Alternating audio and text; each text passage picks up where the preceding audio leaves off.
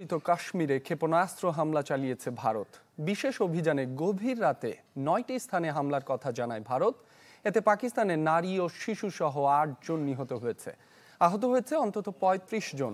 জবাবে পাল্টা হামলায় ভারতের 5টি যুদ্ধবিমান ভূপাতিতের দাবি পাকিস্তানের। রাতভর লাইন অফ কন্ট্রোলে দুই দেশের সেনাদের মধ্যে চলেছে গোলাগুলি।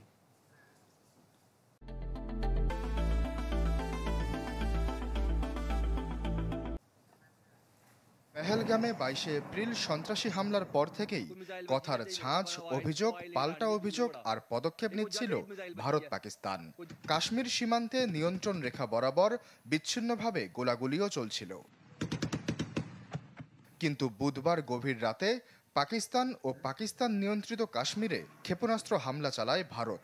একটি দুটি নয়, 9টি আলাদা স্থানে চালানো হয়েছে হামলা।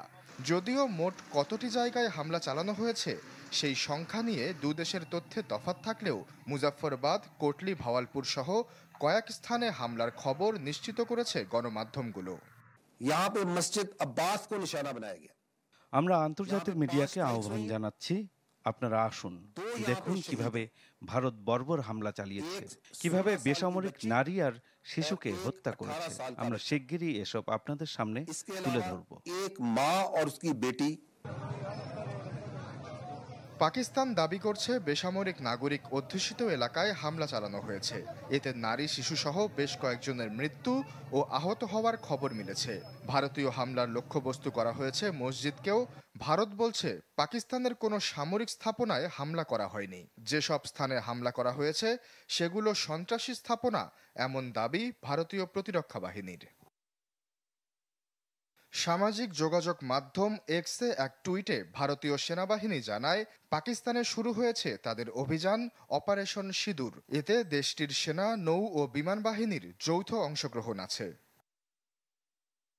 ভারতের হামলার আধ ঘন্টা যেতে না যেতেই খবর আসে পাকিস্তানের পাল্টা হামলার।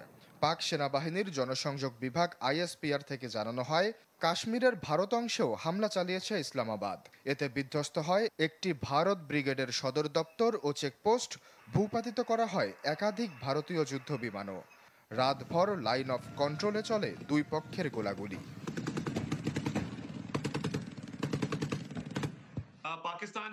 ইতিহাস সাক্ষী, পাকিস্তান কোনোদিনই হামলা শুরু করেনি।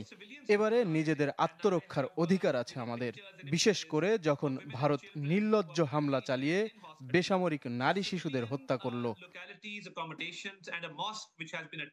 পাকিস্তান ভারতীয় যুদ্ধবিমান ভূপাতিত করার দাবি করলেও এখন পর্যন্ত এ বিষয়ে বা পাল্টা হামলায় ক্ষয়ক্ষতি